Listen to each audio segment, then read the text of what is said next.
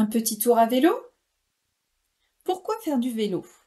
Eh bien, tout d'abord, pour aller plus vite. En effet, cette statistique est toujours passée inaperçue, mais un cycliste roule en moyenne à 15 km/h en ville contre 14 km/h pour une voiture.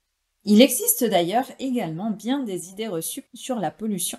Comme l'habitacle d'une voiture est conditionné par l'air à proximité immédiate, l'automobiliste et ses passagers sont souvent bien plus exposés à la pollution que les cyclistes alentours. En effet, à vélo, on évite l'accumulation des polluants. Autre argument de poids, le vélo est l'une des activités physiques les plus adaptables car il n'y a pratiquement aucune contre-indication à sa pratique. Il faut l'éviter dans le cadre de troubles de l'équilibre. Mais dans ce cas, on pourra toujours s'équiper d'un tricycle. De même, une personne atteinte de cécité pourra rouler en tandem. Même avec des douleurs au genou, il est possible de faire du vélo dans la mesure où, à vélo, on reste toujours dans l'axe, même s'il faut juste parfois un peu adapter le haut de la selle. De même, dans le cas de problèmes cardiaques, la pratique du vélo permet de réadapter le corps à l'effort et de diminuer la coagulation du sang.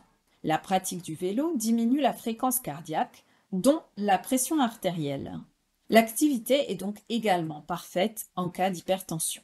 Il s'agit également d'une activité bénéfique pour les problèmes de raideur dans les articulations type arthrose. La pratique d'activité physique permet la fabrication de liquide synovial qui permet de lubrifier les articulations et donc de soulager l'arthrose. Pour les douleurs au dos, on vous conseillera de faire du vélo avec un sac à dos avec un peu de poids.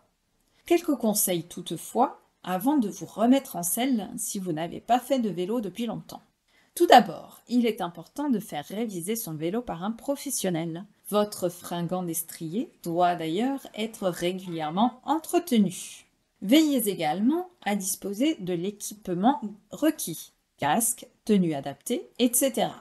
Pour les longues sorties, veillez à adapter votre équipement, un kawaii en cas d'intempéries, de l'eau. Il vaut mieux ne pas rouler à vélo par moins de 0 degré ou plus de 30 degrés. Ainsi qu'en cas de pic de pollution.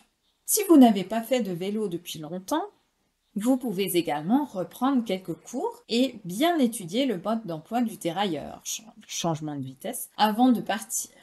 Il existe des associations qui le proposent. Attention, dans le cadre de sortie d'hospitalisation, il est recommandé de passer par l'étape vélo d'appartement, ainsi que de faire attention à l'automédication avant de sortir pour une longue promenade.